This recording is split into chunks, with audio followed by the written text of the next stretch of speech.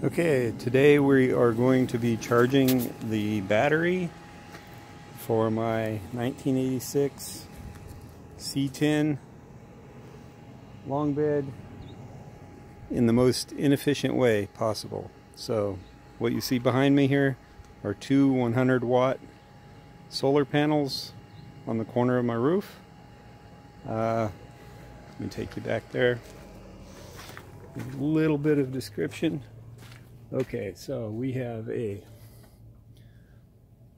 see if I can get it in there, a solar charge controller hooked up to a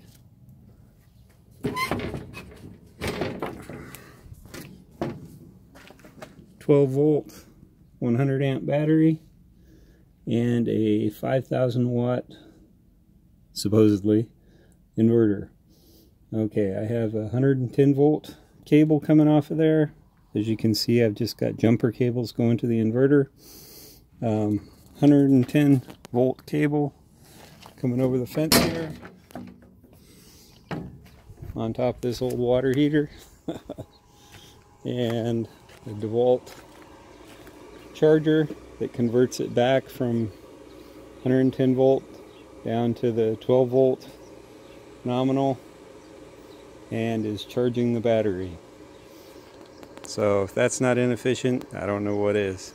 Okay, so right now we're pulling paltry 0.4 amps across this negative cable here.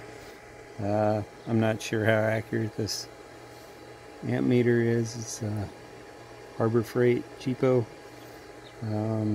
but in the past it's been pretty accurate. Yeah, so there you have it, the most inefficient way to charge a battery. Now my voltage here, as you can see, I've gotten it up to 13.1 volts, and the battery was completely dead. So a little trick, it's probably not the most safe thing in the world, but if your battery is completely dead and your charger won't recognize it to even begin charging, what you do you grab another known good battery, and what I have here is a little lithium 12 volt 21 amp max charge rate, 315 cold cranking hours. Little sucker packs a punch. So what you do is you just connect it right up to your car battery and give it an initial start, initial jump. And then the charger will recognize the 12 volts and start pumping power into your dead, non-existent voltage battery. You might have to do it a couple times, just tap the leads. I ended up melting off my little negative cable here, but hey, you got it going, jump started the process. Okay, so what we have here is 13.1 volts on the charging device. Gets fed by 110 volts across this little cable here. Runs over the wall. Now, initially when this process started out, my charge controller had 13.9 volts. So it's dropped to 12.7, which is right on the edge of where I want the charging these batteries to go, so it probably won't last too much longer. Might be enough to get me a good start.